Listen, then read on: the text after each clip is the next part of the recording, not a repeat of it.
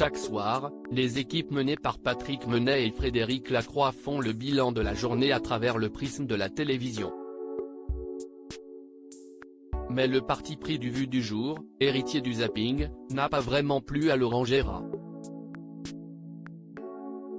Depuis la fin du zapping de Canal+, les équipes de Patrick Menet et de Frédéric Lacroix ont débarqué sur France Télévisions avec Vue, qui reprend peu ou prou le même concept.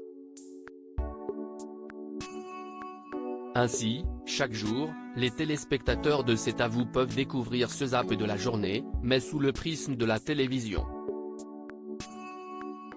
Les extraits défilent, généralement sur un thème donné, et celui lié, également proposé sur les réseaux sociaux, revenait sur les violences policières dont font état les manifestants en pleine réforme des retraites.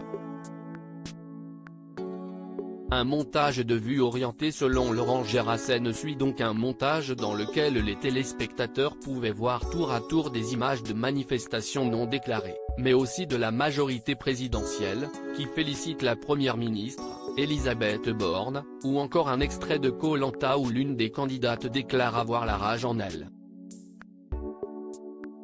Plus incisif, les analyses des images de violences policières avec prudence de la part des chaînes d'information, ou encore l'étonnement de Bruce Toussaint devant les propos du préfet de police de Paris, sans compter sur un extrait de Tout le monde a son mot à dire, avec le mot fou en verlan, et enfin, un passage de Touche pas à mon poste ou Cyril Hanouna sur les manifestations, suivi d'un extrait de Quotidien.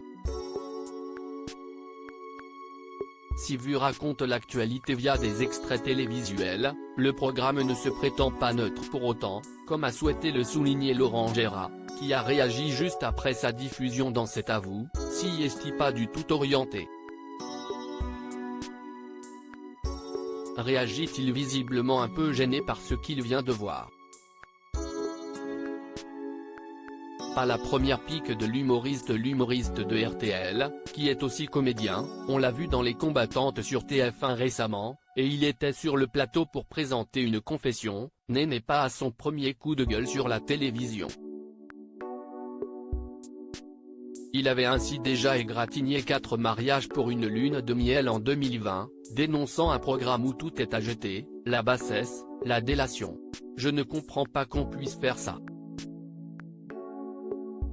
On imagine que les équipes de Vue voudront peut-être faire référence dans leur prochain numéro à l'une de ces blagues parfois osées dans la matinale de la radio au micro rouge.